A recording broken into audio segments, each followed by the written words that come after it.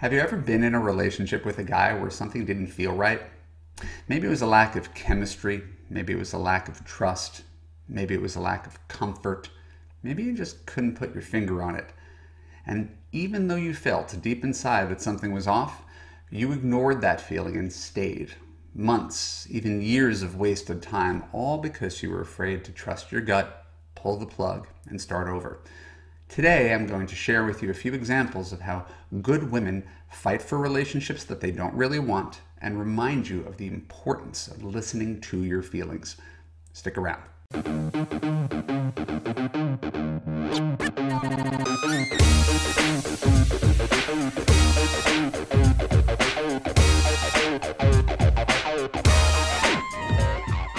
I'm Marc, Katz, dating coach for smart, strong, successful women and your personal trainer for love. Welcome to the Love You podcast. Keep listening to find the answer to the all-important question, do you really want him or do you just think you do? When we're done, I'll let you know how you could apply to Love You to create a passionate relationship that makes you feel safe, heard, and understood. So there are two examples that we're going to use today of where you have a boyfriend that you don't really want. One is when you get the guy too quickly and when you have him for way too long. Both are really common situations and are a result of you ignoring your own feelings. So let's start with diving in too quickly because this is something that has been on my mind. I have a course, it's called Love You. I walk women through the entire dating process to help them make better dating and relationship choices, but old habits die hard. So I have these moments where people think that I'm some sort of genius because they come into Love You and in 1 month they have a new boyfriend and everything seems jolly. And the problem is a lot of times they dove into the relationship way too fast. And right now I have two clients who announced recently that they had boyfriends. Both met their guys online. Both took less than 3 weeks to sleep with him and commit. And their reasoning, right? And this is normal, I'm not pathologizing them or trying to embarrass them. The men were enthusiastic. They were eager to commit. They treated him well. And it doesn't mean they were love bombed or anything like that. It just, guy did everything right according to the Love You book. And she doesn't really want to be dating. And since she's looking for commitment, they both said yes, took down their profiles and dove into a relationship. The problem is both of my clients are almost immediately second-guessing their own decisions. One of them is concerned about her boyfriend's sexual performance, right? Namely that he has erectile dysfunction. This is not something he disclosed before they got together, but it's something that perhaps if they had spent a little more time dating, she could have discovered before she committed to him. Even if she didn't sleep with him in the first few weeks, they could have, the terminology we use, they could have had foreplay gone around the bases for a month, and the situation would have presented itself, and she could have drawn a different conclusion and maybe dissuaded herself from becoming a girlfriend instead of diving into a relationship with a guy where she's now completely turned off by her situation.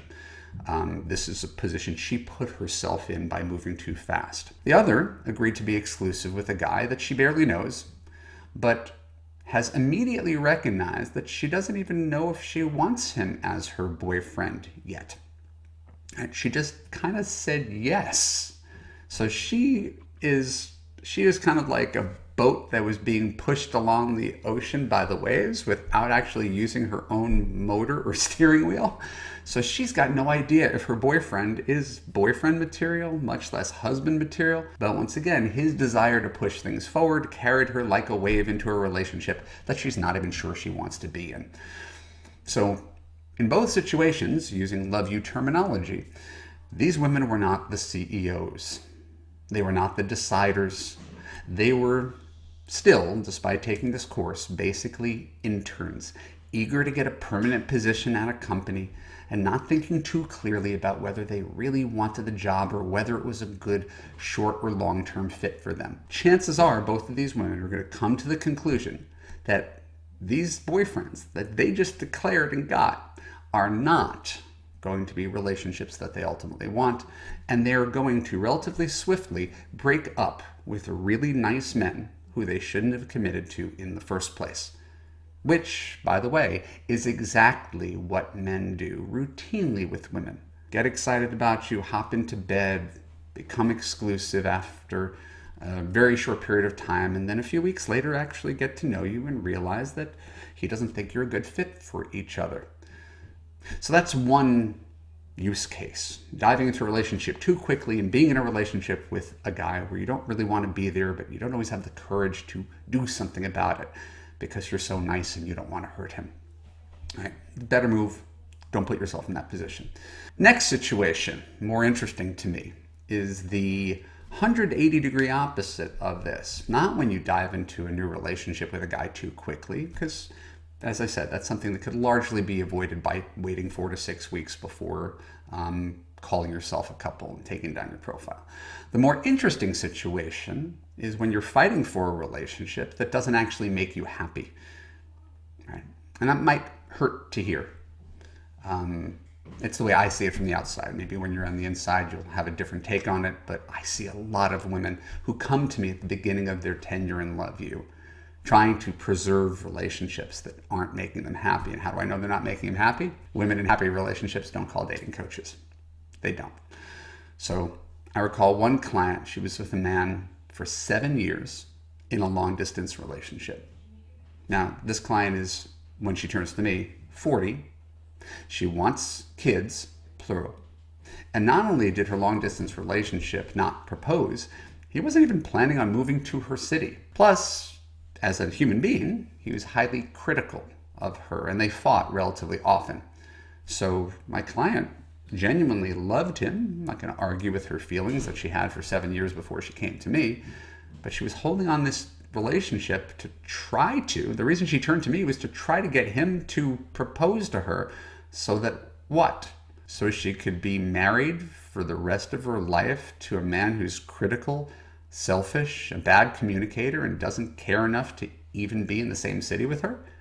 This is the prize that we're trying to get her to get? Let's think about that critically. Now, that's an extreme example, but it's not hard to come up with more. Look at your own life.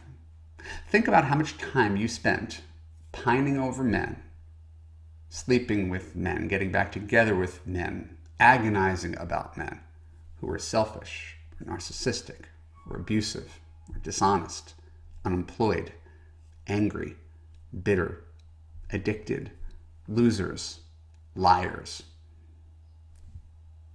This is almost everybody who's ever come to me has fought for a relationship that did not actually make them happy. And each time you claim to be in love with him, but really you're in love with a set of external characteristics that he may have, or the excitement of the first month that you had together, or the illusion that you guys are so great on paper. The relationship itself is so weak.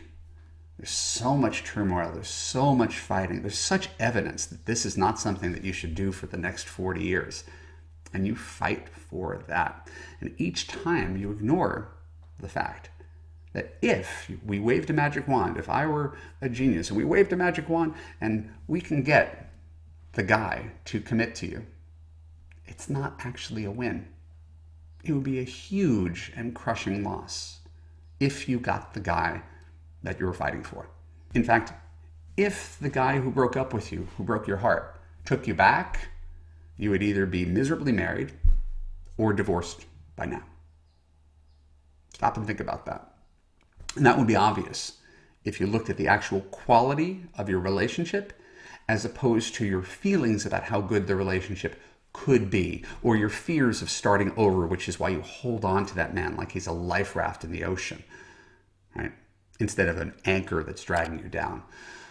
So please, for you, not for me, stop fighting for relationships that don't actually make you happy.